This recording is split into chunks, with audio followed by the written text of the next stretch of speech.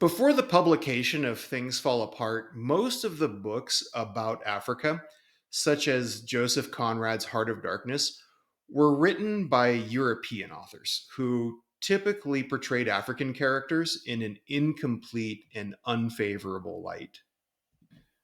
Achebe was one of the first African writers to really counter this perspective. In Things Fall Apart, he portrays the complexity of Igbo culture. In this early passage from Things Fall Apart, Achebe explores tribal life in the African village of Umuofia during the early 1900s. Despite being Nigerian, Achebe chose to write his novel in English. And this later inspired many other African writers to follow suit and really to reclaim a colonial language as their own. In later chapters in this novel, characters struggle with their identity and their place in society as British colonialism begins to threaten their way of life. Now, this can be a tricky read for those who are unfamiliar with African or more specifically Nigerian culture. So, here are a few things to keep in mind. The story suggests a social order in the village of Umuofia. It's important to note that their social structure is a hierarchy that values an individual's strength, skill, and wealth. The main character of the story, Okonkwo, is a fierce fighter. And in the passage that you're going to read, he's demonstrating his strength and skill by wrestling against Amilinze, who's considered the greatest wrestler in the tribe and who, until Okonkwo, was undefeated.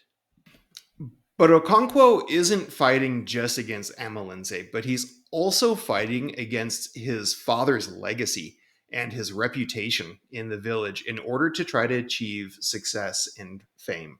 So, as you read this passage, I want you to think about how and why Okonkwo seeks to differentiate himself from his father.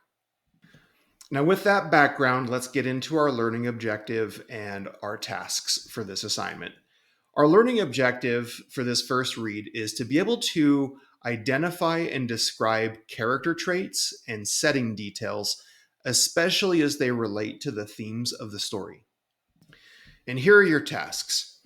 First, you're going to be doing a comparison reading of a passage from the novel Heart of Darkness by Joseph Conrad that explores writing about African culture from an outsider's European perspective. Next, if you haven't already, take a few minutes to watch the preview video and read the introduction on the first tab of this assignment. That will help you better prepare for what you're about to read. Next, do the vocabulary drag and drop activity on tab 2. This is going to help you familiarize yourself with some words that may be difficult. You can just do a Google search for the definitions, and you can skip using the words in your own sentences if you wish. Next, before you get into the actual reading, take a couple of minutes to read the summary of the text. This will really help you to follow the story better.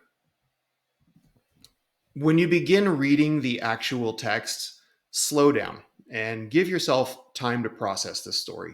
Since this is written from a different cultural perspective, it can be really tricky to grasp. So make sure that you annotate as you read by highlighting important details and making your own notes in the comments. Next, when you've finished annotating and reading the text, then find a partner to discuss the skill-focused questions that are beneath this video. These questions are designed to help you dig deeper into the text and better understand it. And finally, complete the reading quiz and submit the assignment. This can be a tricky text. Discussing it can really help. I'm happy to help you through this if you find yourself getting stuck in the weeds. Just reach out to me.